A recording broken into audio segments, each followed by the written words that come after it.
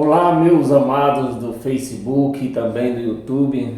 Chegou aquele momento que eu gosto de compartilhar um pouco do meu raciocínio com vocês.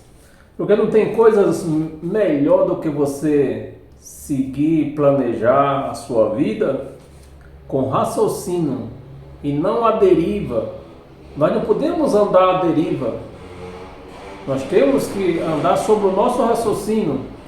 Hoje, nesse novo pacto, nessa nova aliança, o altar de Cristo não é um altar de pedra ou de parede, de tauba, talvez, depende da sinagoga. É construído de pedra, né, de tijolo ou de madeira, um altar de madeira. Se for a igreja for pequenininha, num local alugado, então é de madeira, porque quando ele sair, ele desmancha, fica fácil desmanchar. Mas se a igreja, a chamada igreja que não é igreja, é uma sinagoga, for própria, então o altar é de pedra, é de bloco, é de material. Então, meus amados, nessa nova aliança, o altar de Cristo é a nossa mente. É aqui que ele ministra, porque o altar da religião foi rachado, foi destruído. Iniciou-se na cruz, quando ele abriu o braço para um lado, o braço para outro, e falou: está consumado, rachou o altar, rasgou o véu.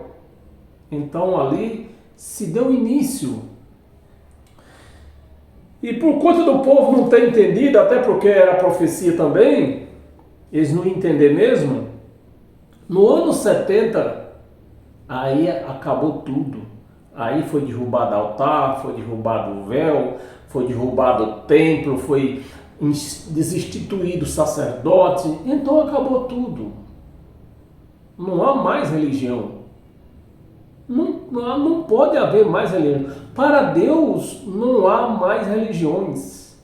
O que nós vemos aí, meu amado e minha amada, são religião humana, são religião carnal. Aonde o homem manda, diz: é minha igreja, aqui tem doutrina. Eu sou líder, eu sou o pastor presidente, eu sou o profeta. Então, meus amados, na igreja de Cristo não tem isso. Tem isso nas igrejas dos homens. Nas igrejas dos homens continua a mesma lambança do Velho Testamento. A mesma. Eu queria que algum sabidão, esses teólogos, esses professores aí, que dá aula, roda o mundo dando aula, enganando o povo, que eles me explicassem isso aqui. Porque a igreja de Cristo não tem isso. É só abrir o Evangelho de Cristo. Só abrir o Novo Testamento que a gente vê que na igreja de Cristo, o nosso pastor é Cristo. O nosso sacerdote é Cristo. O nosso presidente da igreja é ele. Então, no Novo Testamento, o nosso sacerdote, ele é eterno. Ele não morre. Ele é eterno. Então, é um sacerdote eterno. Então, não é que nesse sacerdote dos homens que tem por aí, que hoje estão aqui, amanhã não estão mais. São tirados. Quantos sacerdotes eu já vi, que eu conheci e que já saiu daquele local, que se chama lá Templo de Salomão? Quantos? Então não é o sacerdote eterno. Quantos pastores, não só lá, eu primeiro falei sacerdote porque eu não sei das chamadas igrejas que eu conheço, que tem sacerdote é lá. Pode haver em outros lugares também, eu não conheço, eu confesso que eu não conheço lá. Mas pastor é da mesma forma. Quantos pastores? Por que, meus amados e minhas amadas, é só raciocinar? Por que existe milhares e milhares e milhares de chamadas igrejas? Porque um certo pastor que frequentava, era pastor num certo lugar, numa sinagoga dessa aí, ele se desentendeu com o pastor presidente e saiu de lá. Abriu uma igreja para ele. E continuou as mesmas coisas. Lá onde ele se desentendeu, lá pregava dízimo. Ele continuou pregando dízimo aqui. Lá onde ele se desentendeu, fazia batismo nas águas. Ele continua cá também fazendo batismo nas águas. Lá da onde ele se desentendeu, eles faziam campanha. Aqui também. Lá onde ele abriu, também continuou fazendo campanha. Lá onde ele se desentendeu, fazia jejum. Que tudo isso é judaico. São obras judaicas. Mas lá da onde ele se desentendeu, fazia jejum. Aqui também eles fazem. Então o que mudou em tudo isso? Nada. Nada. Nem aonde ele estava, não, e nem aonde ele está hoje. Continua a mesma lambança do Velho Testamento. A mesma coisa, não mudou nada. Sabe o que é nada? Nada. Não mudou nada. E diz que vive em graça. Vive em graça. Porque a graça está aí. Depois da cruz, todo mundo vive em graça. Mas tem que, não é viver em graça, tem que viver a graça. Não é viver em graça, temos que viver a graça. E isso ninguém faz. Então, me veio aqui um raciocínio, né? Eu não queria incompridar o vídeo, né? Me veio aqui um raciocínio. Meus amados, Deus já tinha julgado e condenado o povo judeu. Era ele o dono da promessa. Mas só que Deus já tinha julgado e condenado o povo judeu. Isso, meus amados, começou lá em Adão. As mentiras de Adão, que o povo, os crentes diz que é Satanás, mas não é Satanás, é Adão. O primeiro mentiroso da história não é Satanás, é Adão.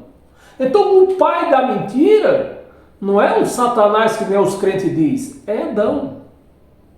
O pai da mentira é Adão. Ele é o pai da mentira. Então já começou lá. Deus instruiu ele, né, para ser obediente, mas ele mentiu. Mentiu para Deus. Então começou lá. Começou lá. Aí veio Abel. Mataram Abel. Mataram Abel. Outras condenações. E a condenação foi aumentando.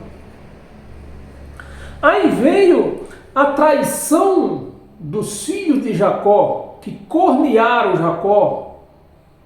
Cornearam o próprio pai com a sua madrasta. Então só foi multiplicando a condenação dos judeus.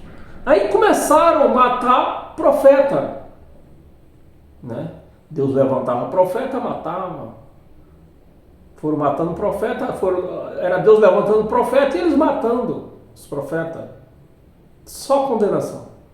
Então, meus amados, a condenação do povo judeu veio de muito atrás. Veio de muito atrás. Mas Deus deu uma chance para o povo judeu. Para eles. Deus deu uma chance para eles. E qual foi a chance que Deus deu para o povo judeu? A lei. Deus deu a lei para eles, né? Passou para Moisés passar para eles. E assim, se vocês cumprirem essa lei, que entre mandamento, oblações e ordenanças, eram 603. Entre mandamento, oblações e ordenância. Por exemplo, a Páscoa era uma ordenância, né? A lavagem com água era uma oblações. E tinha seus mandamentos, suas orações e ordenância, que isso era 613. Então eles cumpriam 100 e errava 200.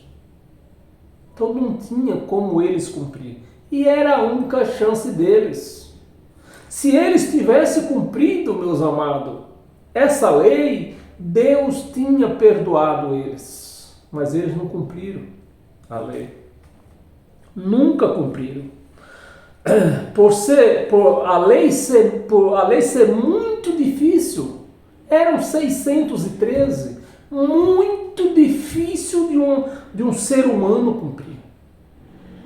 Era muito difícil.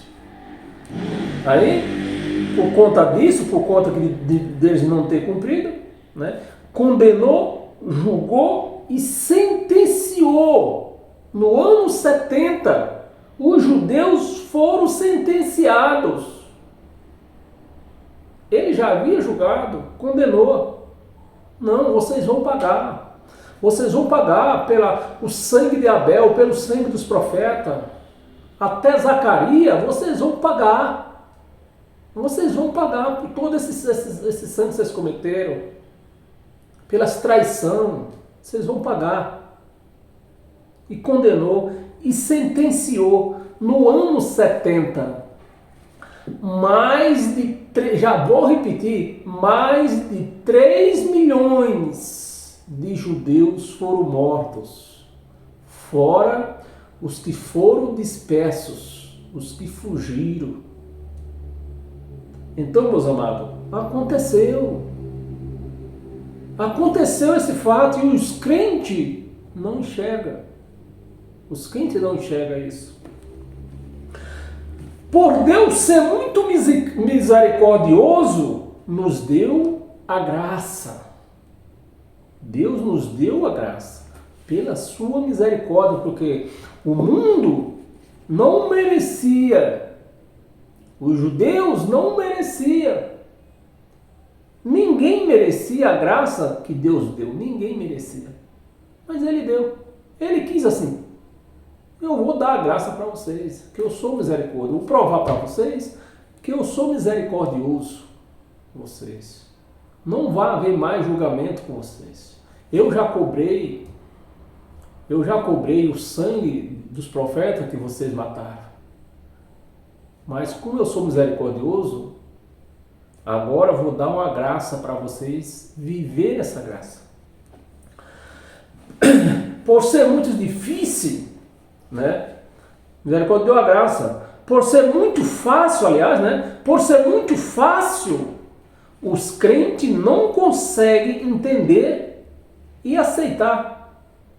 Você vê, os judeus não cumpriram a lei. A lei era só para os judeus. Gentios não tinham lei. Gentios não cumpriam a lei.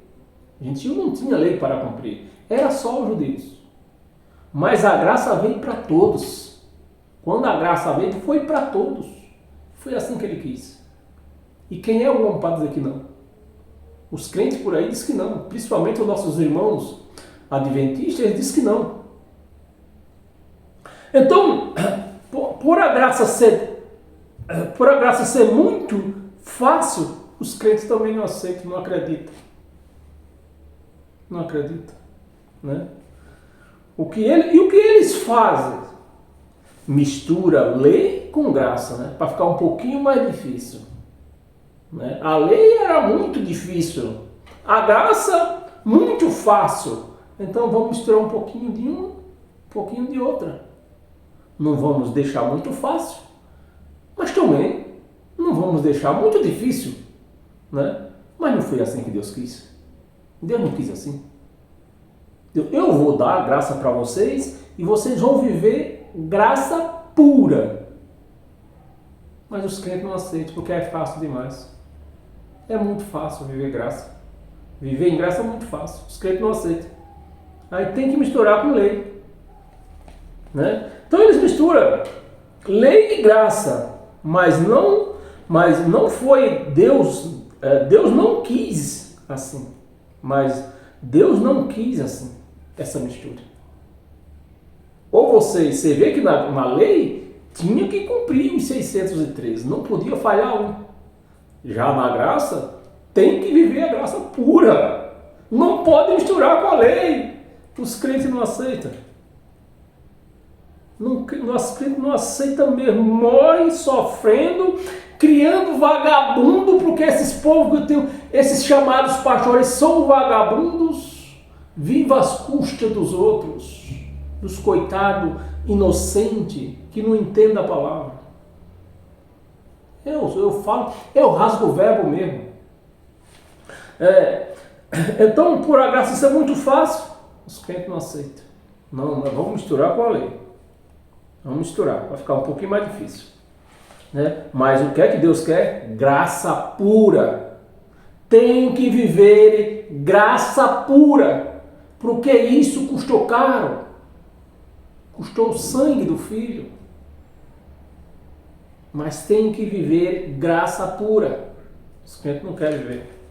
Por conta dessa lambança que os crentes vivem, esse nem, os crentes não vivem, os crentes vivem é o nem.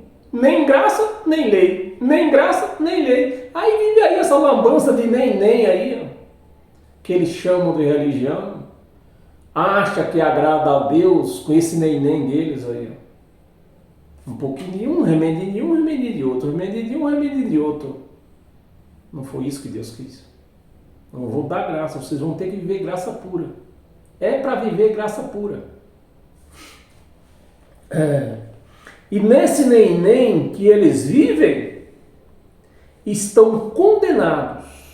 Os crentes estão condenados a viverem debaixo de ordenanças de homens. Debaixo de ordenanças de homens. E sustentando vagabundo e enriquecendo eles. Tem cara aí que está podre de rico. Tem banco. Esse banco Digimax aí que passa esse comercial na Racó, de quem que vocês acham que é esse banco? Eu não vou dizer de quem é. Se vocês têm curiosidade de quem é esse banco, procure no Google. O Google vai falar de quem é o banco. Por conta de quem? Por conta de trouxa, que não entende a palavra de Deus e fica sustentando esses cachorros, esses canalhas, que se aproveita da inocência dos povos de Deus, dos filhos de Deus. Se aproveita.